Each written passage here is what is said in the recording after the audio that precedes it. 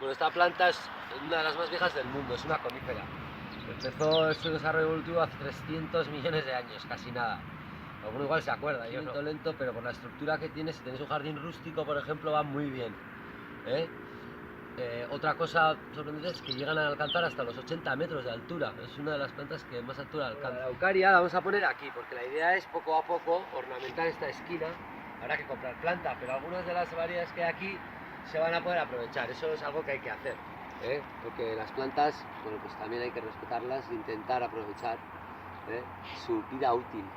No andar tirando y comprando siempre, porque claro, al final la pobre planta tiene también, ¿no?, sus derechos.